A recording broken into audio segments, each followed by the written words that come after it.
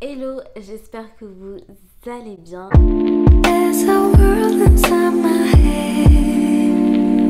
Et je suis trop contente de vous retrouver pour partager avec vous un nouveau témoignage, une nouvelle exhortation. Le pourquoi j'ai choisi de vous raconter ce témoignage, c'est vraiment pour vous encourager à vraiment parfois lorsqu'on fait face à un problème qui dure, peut-être aussi c'est la manière dont on prie qui n'est pas la même et que parfois on doit changer notre manière de prier ou notre manière de voir le problème pour réussir en fait à trouver la solution ou être à l'écoute de Dieu pour avoir la solution à notre problème. Donc du coup, je commence sans plus tarder le témoignage qui est en fait sur plusieurs années et qu'il s'agit de mes soucis d'insomnie, enfin qui sont plus les miens. C'est des soucis passés que j'ai rencontrés d'insomnie mais que aujourd'hui, grâce à Dieu, il m'en a délivré et il continue en fait à faire ce travail dans ma vie. Donc la première fois que je me souviens que j'ai eu vraiment des insomnies pendant une longue période, c'était en 2016. À l'époque, j'habitais encore chez ma mère et j'étais en dernière année du collège, donc du secondaire. Ici en Suisse, on dit gymnase, collège, lycée. Donc c'est en fait l'année avant le début des études supérieures, des études universitaires. Et du coup, j'avais eu des insomnies pendant un bon bout de temps, mais comme j'étais encore chez ma mère m'avait beaucoup aidée, que ce soit dans la prière, que ce soit à chercher des solutions, et que j'en avais pas vraiment souffert autant, même si bien sûr c'était quelque chose qui dérange, qui perturbe, qui est très agaçant, mais j'en avais pas beaucoup souffert. Du coup, je me souviens que ça s'était en fait arrêté quand chez moi on avait reçu une nièce de ma mère qui s'est installée pendant un petit temps chez nous. Je pense qu'avec ce changement d'une nouvelle personne qui arrive, un petit changement dans le quotidien, du coup mes insomnies s'étaient arrêtées d'elles-mêmes. Mais je pense qu'elles étaient liées aussi aux études. Mais l'année où les insomnies sont vraiment devenues un problème, un véritable fardeau, c'était en 2020, fin 2020. Du coup, la période qui précède janvier, donc à partir de novembre et décembre, c'est toujours des mois qui sont hyper chargés à l'université parce qu'en janvier, on a les examens du premier semestre. Et du coup, c'est toujours des mois intenses parce que on est là, on doit rattraper le retard qu'on a pris au début de l'année. En même temps, on doit commencer à réviser pour les examens. Et bref, les études de droit, c'est des études qui sont vraiment très difficiles, très exigeantes au niveau de quantité de travail, d'investissement personnel. Bref, du coup, les révisions sont une période qui est très intense et très difficile psychologiquement. Et du coup, cette année, cette fin d'année 2020, en novembre, j'ai commencé à avoir des insomnies. Et du coup, au début, quand on dort mal une nuit, 2 nuits, 3 nuits, on se dit bon, ça va passer, au début ça dérange pas trop, on se fait pas trop de soucis, mais quand ça se prolonge, du coup ça commence à devenir 2 semaines mal dormies, 3 semaines, 4 semaines, là ça commence vraiment à devenir difficile. Et du coup en fait il y a eu un cercle vicieux qui s'est installé.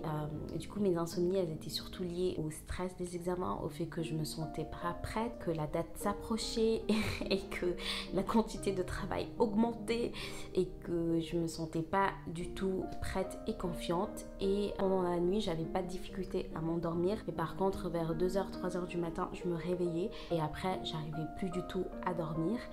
Donc je vous expliquais le cercle vicieux. Du coup je dormais mal, j'étais moins productive, je prenais du retard dans mes révisions.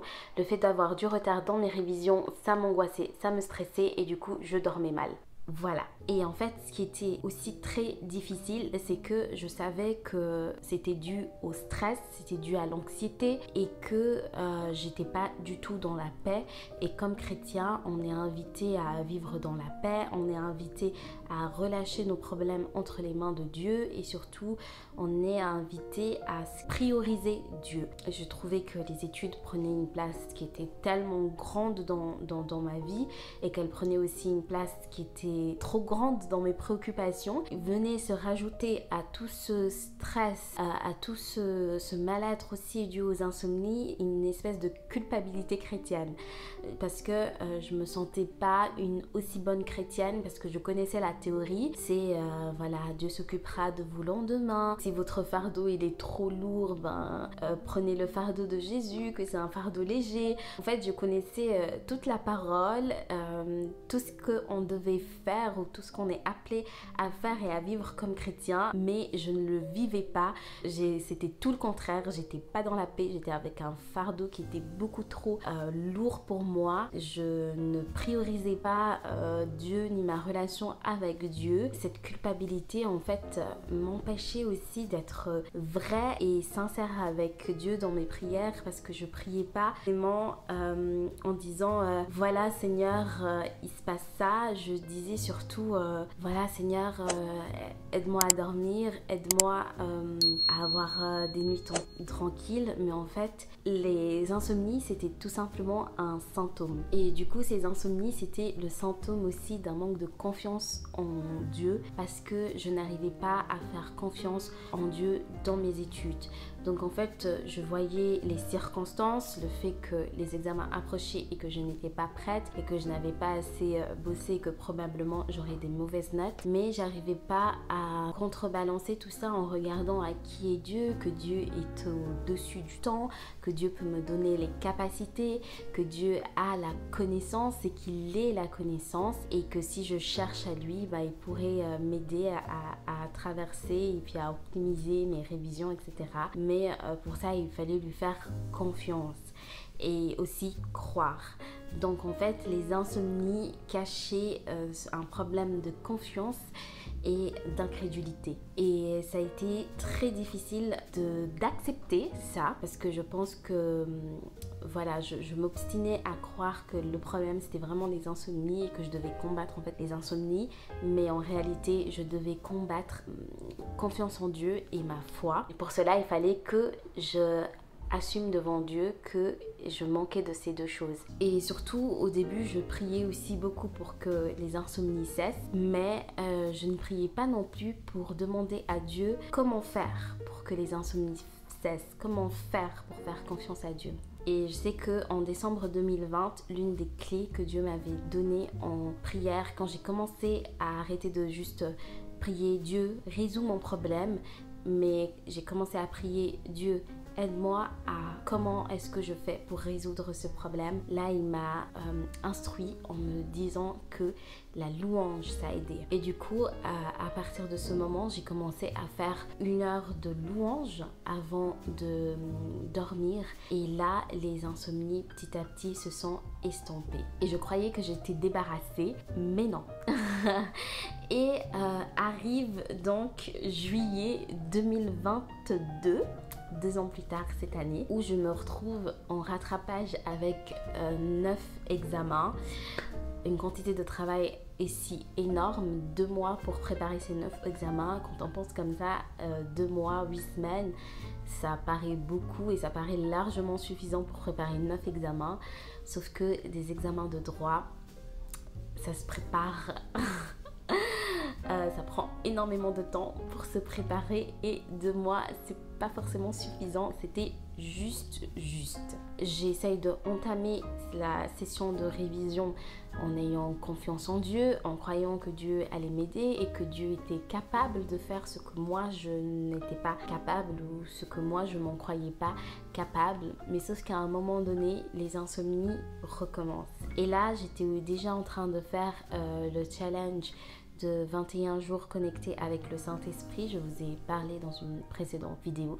Si vous ne l'avez pas vue, je vous invite à aller la voir. Du coup, je commence aussi à reprier pour que Dieu me donne la solution et me fasse voir quel est le problème de pourquoi je n'arrivais pas, pourquoi je retombais dans ce souci des insomnies. Après les prières, j'ai vraiment reçu la révélation de la part du Seigneur que l'une des raisons pour lesquelles j'avais des insomnies le soir, c'était parce que je ne vivais pas mes journées dans la foi. Et j'avais vraiment reçu cette phrase: vis tes journées avec foi et tu dormiras aussi avec foi. Donc, aie la foi que ce que tu es en train de faire, ce que tu es en train de réviser, ce que tu es capable de faire dans une journée, ça sera suffisant pour que tu aies la réussite. Ça sera suffisant pour que tu sois prête pour ces examens. Et du coup, je devais commencer à chaque fois mes révisions, mes journées et tout au long de la journée, de les vivre vraiment dans la foi, dans la confiance, dans la conviction que ça sera suffisant. Et j'avais aussi reçu un verset qui était dans 1 Jean au chapitre 5, le verset 4, que c'est pas exactement la formule exacte, mais l'idée de ce verset, c'était de dire que c'est la foi qui remporte la victoire. À partir de là, mes insomnies se sont vraiment beaucoup estompées petit à petit. C'est-à-dire que je me réveillais aussi vers 2h, 3h du matin. Mais après, j'arrivais à me rendormir très vite. Ou en tout cas dans un petit laps de temps. Et puis, ça a continué à vraiment diminuer jusqu'à ce que je n'aie plus d'insomnie. Malgré le fait que j'étais en période de révision. Et du coup, c'était une énorme victoire pour moi de passer une session d'examen difficile, mais dans la paix et dans la confiance, et que c'est là que j'ai pu me rendre compte que ça y est, ma foi avait un petit peu grandi. Ça paraît un peu prétentieux de dire ça, mais oui, Dieu il nous aide à ce que notre foi puisse grandir et que notre foi puisse évoluer. Voilà, c'était un petit témoignage, mais pour moi il est hyper important. Ça fait partie des belles expériences que Dieu nous offre, qu'il nous montre, qu'il nous enseigne, qu'il prend soin de nous, et que parfois un problème, il peut être sur une longue durée, et que parfois on peut avoir une première réponse dans un premier temps, mais que ce problème peut continuer et qu'on ait besoin d'aller plus en profondeur dans la réponse, dans la connaissance, et surtout à aussi réfléchir à nos prières, ne pas juste faire des prières machinales, mais aussi à être un peu plus intelligent dans nos sujets de prière, et à pas juste demander « Oh Dieu, aide-moi, je suis désespérée », mais vraiment à demander « Dieu, comment faire, quelle est la stratégie à adopter pour ce problème, quelle est la direction, et surtout, qu'est-ce qui se cache derrière ce problème ?» Parce que parfois, certains problèmes sont des symptômes d'un autre problème qui est enraciné un peu plus loin dans notre cœur, et que Dieu vraiment il souhaite déraciner tout pour enlever les mauvaises herbes de notre cœur. Alors voilà. Soyons vrais avec Dieu dans nos prières. Il a la solution, la réponse, il a les clés pour tout. Donc voilà, j'espère que ce témoignage pourra édifier votre vie, et nous on se retrouve tout bientôt pour une nouvelle vidéo. Bisous.